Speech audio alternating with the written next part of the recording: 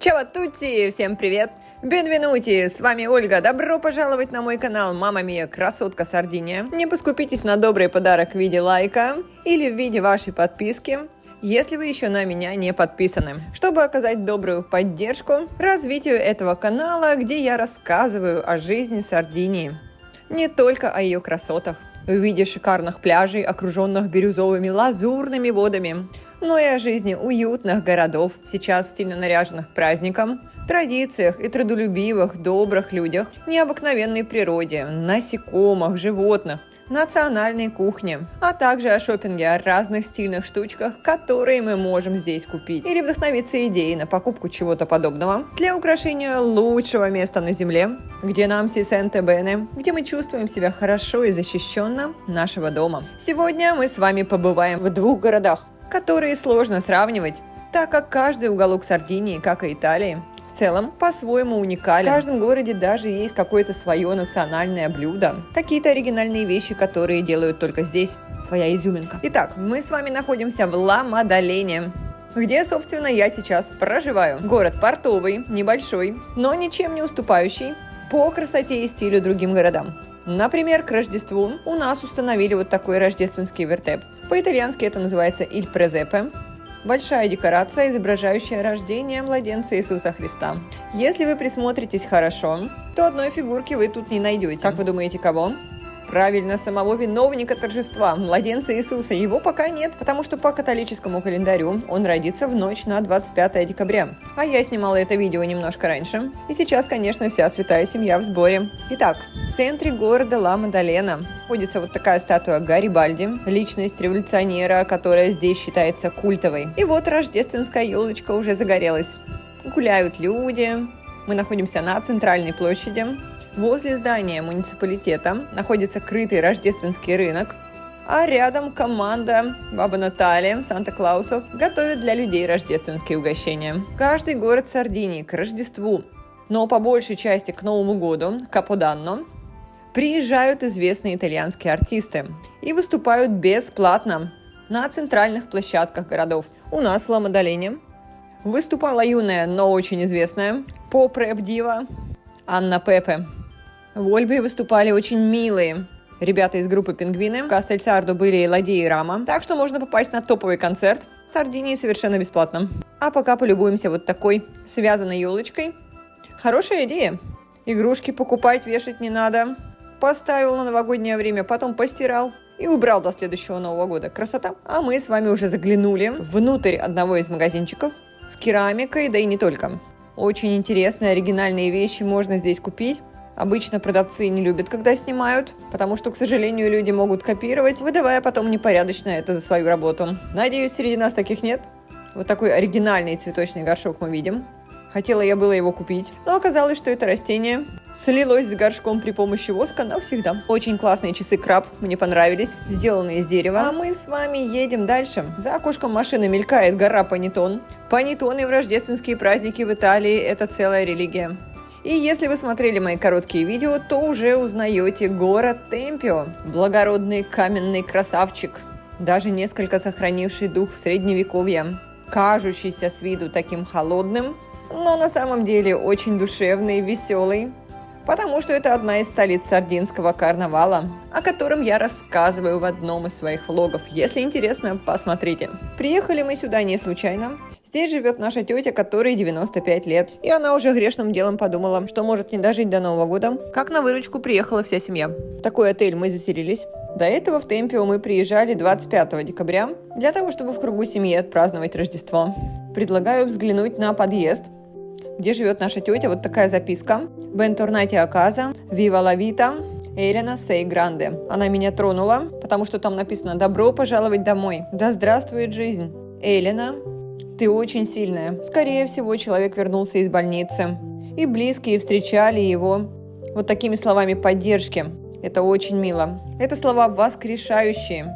Я поняла в этот Новый год, в это Рождество, что такие слова, действия, когда вся семья оставляет свои дела, собирается вместе, но люди не ходят с распухшими от слез лицами, как будто человека уже нет, а наоборот, улыбаются, готовятся к празднику, вспоминают приятные моменты, думают о том, что мы будем есть. И не только сегодня, а уже завтра. Шутят. Это магически возвращает человека к жизни. Я стала свидетелем такого чуда. Мы с вами внутри квартиры, и часто в доме на столах гостей встречает такое трио. Лимончелло, кананау, красное вино и традиционный сардинский ликер Мирто. Какие-то сладости, что говорит нам о высоком уровне гостеприимства. На стенах кухни, как правило, висят национальные плетеные сардинские тарелочки. А сейчас расскажу вам о нашем рождественском столе. Итак, в итальянском меню первым блюдом считается не суп, а лазанья, равиоли или, конечно, паста. Супа нет в меню даже в ресторанах. И нашим рождественским блюдом на первое стала лазанья. На Сардинии очень любят баклажаны. Здесь их называют меланзаны. Это было наше второе блюдо. Каждый этажик обильно смазывают суго ди помидоро. Это такой приготовленный томатный соус с оливковым маслом. И обильно посыпают мелко натертым пармезаном. Могут закусить это овощным салатом. И на сладкое мы ели тирамису, которое я к своему стыду еще не умею готовить. Его сделала и на свою семью, и на нашу семью прекрасная подруга семьи Симона, за что ей громадное спасибо. Но надо сказать, что готовится тирамису несложно. Берется кофе, длинные специальные печенюшки, маскарпоне. Каждый слой печенюшек укладывается словно рельсы. Его поливают кофе и затем смазывают кремом маскарпоне, посыпая сверху какао.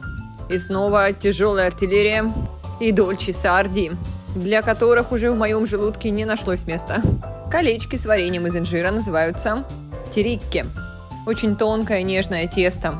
Очень важно их есть свежими. Не покупайте их в супермаркете. Лучше зайдите в место с надписью «Пастечерия». Там вам продадут свежайшие. Про остальные есть в описании в моем коротком видео. Немножко отдохнем от кухни, сделаем рекламную паузу. Затем расскажу вам про наш незаморочистый новогодний стол. Все, что вы видите в этом видео, моменты жизни моего года, которыми я приняла решение делиться с людьми. И как сказал Мартин Лютер Кинг, у меня есть мечта, чтобы мой канал прогрессировал, приносил радость, приносил пользу, проповедовал добро, экологию, чистоту и красоту. И прямо так замахнувшись глобально, чтобы с моими подписчиками и единомышленниками мы сделали этот мир лучше. Были важны и интересны для себя, как для итальянцев, иль пане, то есть хлеб. Они говорят кома иль пане, что значит самое важное. Перед вами курасау, его бесплатно ставят в ресторанах. И дома, как такой аперитив, употребляемый в ожидании первого блюда. У нас на Новый год это была паста. Называется ньокки сарди. Красивые цветные макарошки. Обязательно поливается суго ди помидоро, тем самым томатным соусом с оливковым маслом, куда добавляется лук, орегано, иногда базилик. Затем мы отведали вот такую копченую рикотту. Она очень напоминает наш колбасный сыр. На второе мы ели, опять же, меланзаны, они же баклажаны. Не буду повторяться и показывать. Лучше покажу вот такой сицилианский панеттон. Называется он сава. Внутри вкусный крем, изюм и, как я уже говорила, в одном из своих коротких видео, по-настоящему хороший, качественный панеттон не должен быть сухим. Он должен быть внутри немножко влажным, мягким, таять во рту. Вот этот панеттон по-настоящему такой. Написано «Пастечерия», то есть это место, где продают и производят сладкое. «Джелатерия», то есть там делают и мороженое. «Спечиалитà сицилиане», то есть произведено на Сицилии. Обычно панеттоны запивают сладким спуманте, игристым вином. И то, что вы увидели, мускат ди темпио, это вино так называется, рекомендую однозначно попробовать. Алкоголя не чувствуется совсем, очень вкусный, сладкий, нежный. Он не сделает вам фамали, то есть голова от него не заболит. И поехали покатаемся, погуляем по городу, пока он так стильно наряжен, украшен. Весь светится праздничным настроением. Нам нужно было забежать в аптеку. И даже там я увидела панеттоны. Они повсюду. Казалось бы, что они делают в аптеке? Просто здесь они без глютена, без сахара, максимально здоровые. И надо сказать, что их тут очень много. И это хорошо, что у бедного человека, возможно, болеющего сахарным диабетом, есть выбор. Итак, видим с вами витрину магазина OVS. Довольно популярный магазин в Италии. Украшен леденцами. На углу вот такой уютный бар. И в Италии очень четко разграничены бары, кафе, рестораны. Например, в баре вы не найдете ничего поесть, только выпить и закусить. И так как за окном зима, то на Сардинии, как и во всей Италии, чтобы спастись от холода, люди пьют горячий шоколад. Я решила попробовать белый. И несколько пожалела о своем выборе, потому что он напомнил очень сладкую манную кашу. Белый шоколад напоминает отдаленно. На витринах очень много привлекающего внимания красного цвета. Вот так должны быть одеты и бомбини сарди, сардинские детишки на Рождество. И муж мне кричит: смотри, смотри, Меркатини ди Натале, то есть рождественский рынок. Он тут совсем небольшой, но очень миленький. Я по нему пробежалась трусцой, потому как нужно было вернуться к тете с лекарством из аптеки. Вот такие красивые гномики мне понравились. За углом манит витрина магазина одежды для женщин. Предлагает такой образ: ярко-красный открытый костюм, или же более скромный романтичный лук. Кофточка, юбочка, зелененький беретик. Навстречу идут стильные красивые молодые люди, которые очень гармонируют с этим рождественским городским пейзажем. Еще часто можно встретить в украшениях такой красный бархатный бантик. Обратите внимание на единство стиля. Повсюду вот такие желтые гирлянды, которые висят волнообразно, красные бантики. Все это создает такую единую композицию, такой законченный образ нарядного стильного города. И сейчас увидим вот такую гирлянду, которая мне очень понравилась. Вероятно, на ней висят печенюшки и само заведение какая-то пастичерия, то есть где такие печенюшки можно купить, но не только их, а еще и тирамису и другие всякие сладкие штучки. Одна из площадей вам напомнит сейчас фильм с Джонни Деппом. «Вилли Вонка! Где ты? Выходи!» Вот он, наверное, пошел зонтом. Такая классная яркая площадь получилась в стиле этого фильма. И вы видите, с неба идет то ли дождь, то ли снег. Но нет, не угадали, ни то, ни другое. Мы находимся в горах. И в горном городе Темпио с неба идет лед, который тут же тает, потому что температура на улице не минусовая, где-то 6-7 градусов тепла. Но будет неприятно зябко, если есть ветер. Нам повезло, ветра не было. А вот 1 января погода была очень хорошая. Мы с удовольствием погуляли по улице. Надо сказать, что 31 декабря ночью в городе не было абсолютно никого. Он был похож на пустыню, потому что все люди разъехались по концертам. Абсолютно все было закрыто, за исключением ресторанов и кафе, находящихся рядом с концертными площадками. Итальянцы, как правило, предпочитают рождественскую ночь встречать сугубо с семьей, а вот 31 декабря пуститься инжира гулять. И в 50% соотношении половина предпочитает поесть где-то в ресторане с друзьями, уже с компанией. То есть, как вы поняли, Новый год – это праздник не семейный. Посмотрите, какой мистер Гринч. Он прямо как живой, такой яркий, зелененький он был. Похититель Рождества. Его классно сыграл Джим Керри в одноименном фильме. А мы с вами про итальянский Новый год. Так вот, 50% итальянцев предпочитают отмечать его большой компанией уже друзей в каком-то красивом ресторане или пиццерии, откуда затем пойти или поехать на концерт. Остальные 50% предпочитают поесть дома, большой веселой компанией, и из дома отправиться на концерт. Вы заметили, что улица Темпио увешана вот такими строчками? Что они значат? Это строчки из песен знаменитейшего итальянского музыканта, который родился в Темпио. Имел здесь красивый дом, очень стильный, как замок, весь увитый зеленью. Имя этого музыканта Фабрицио де Андре. И наша тетя с ним дружила. Вот такой новогодний средневековый собор в центре, красиво украшенный огоньками, желтыми опять же, золотыми, сверкающими волшебным теплым светом. Этот собор, как мы увидели, находится на реконструкции. И мы с вами идем на центральную площадь, где к Рождеству поставили очень красивый, символичный рождественский вертеп. Что такое вертеп, я уже рассказывала. И особенность этого в том, что из использованных пластиковых бутылок сделан искусственный лед. Они так красиво выложены дорожкой, сейчас это увидите. Конечно, вокруг рождественского дерева, на котором нет игрушек. Вот она начинается, эта ледяная дорожка. И это такой призыв к правильному утилизированию пластика, жутчайше вредящему всему живому. И хоть в нашем мире без него никуда, но задача человечества сейчас – этот пластик перерабатывать, создавать из него что-то полезное и прекрасное, что не навредит природе. Мы знаем, что пластик не разлагается, а пластик горящий может даже отравить человека насмерть. Но если мы его соберем бережно, ничего не раскидаем, снова переработаем, то это не принесет вреда ни нам, ни природе. Сейчас ученые доказали, что микропластик, который плавает годами в морской воде, все-таки очень медленно, постепенно, но в ней растворяется, токсируя водную среду, даже приводя к ожоговым реакциям на коже.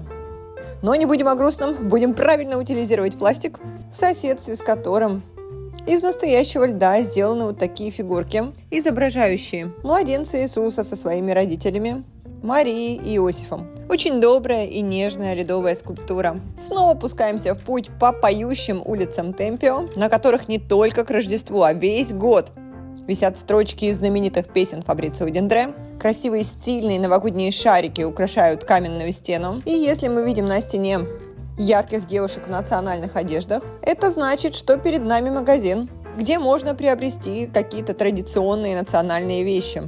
Сардинскую посуду, какие-то сувениры, плетеные тарелочки, которые вы видели на стенах квартиры у нашей тети. Перед нами прогуливается вот такая компания мужчин. Жен оставили дома на хозяйстве. И надо сказать, что в Италии действительно женятся поздно. Тут недавно видела какой-то веселый сюжет одного итальянца из Инстаграма, который показывал видео, что если в России парни думают 27 лет, как заработать, как накормить жену, а то и уже маленьких детей, то итальянец 27 лет думает, а что мне приготовит на обед мама? Пиццу или пасту? И я, пожалуй, соглашусь, что это правда. В Италии люди никуда не торопятся, в частности, обзаводиться семьей. Но если они уже приняли это решение, то семьи создают крепкие, очень дружные и добрые, где женщина-итальянка, как правило, суперхозяйка. Она старается во всем хорошо разбираться, чтобы все было под контролем. Имеет свой взгляд на кухню, но при этом никогда не забывает о себе. Хорошо одевается, красится, душится, потому что довольная мама, ухоженная, наряженная, значит, довольная вся семья. И мне кажется, что вполне правильный подход. А сейчас видим с вами такие эксклюзивные, красивые новогодние игрушки на елочку. L'Albero di Natale, как ее называют в Италии. Сделаны они из керамики. Олени, сердечки, пряни. Конечно же, гномики. Куда ж без них? Ангелочки. Мне здесь нравится все.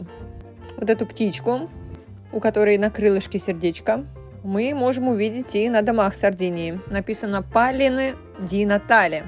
«Le palline» – это значит шарики, «di Natale» – рождественские. И есть шарики с национальной сардинской курочкой – «La Gallina». Ее изображение мы очень часто можем встретить на Сардинии, как символ уютного дома, крепкой семьи, близости к природе. Снова видим такой золотой цвет, или «colore d'oro» – цвет золота, успокаивающий, манящий, теплый и богатый. Наверное, поэтому итальянские женщины больше предпочитают золото. Но опять же, все индивидуально и зависит от вкуса. Не обязательно, что носят только исключительно золото. Например, могут надевать на себя какие-то оригинальные украшения, подчеркивающие яркость и индивидуальность. Будь они хоть из плодов кактуса или даже из бумаги, для них это не важно. Лишь бы нравилось, а мы заглянем в паб, где под свет ярких огонечков подведем итоги. Друзья, мы побывали с вами в 2 городах. По-летнему легкая и праздничная Ла Мадалена и горный, каменный, но очень стильный и душевный Темпио. Я думаю, вы знали и удостоверились, что семейная поддержка – это воскрешающая к жизни сила. Мы посмотрели незамысловатое, рождественское и новогоднее меню в итальянской семье, в Италии, на Сардинии. Праздник считается идеальным. Первое, если еда вкусная и свежая. Внешняя красота абсолютно не принципиальна. И большая неприятность, если люди поели плохо. Они потом это будут вспоминать долго. Второе, это душевные разговоры. О еде, о моде, о погоде, обо всем. И третье, это планы на ближайшее будущее. Куда кто хочет поехать, какие проекты реализовать. Такой грамотный подход. Поели, душевно посидели и запланировали вместе или врозь что-то хорошее. Друзья, кари амичи! Нам всем тоже так желаю, не только в праздники, но и каждый день.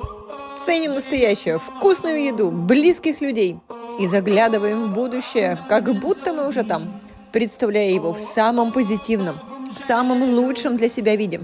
А мы с вами заглядываем в следующий будущий сюжет. Это новогодняя Ольбия, тоже очень красивая, очень милая.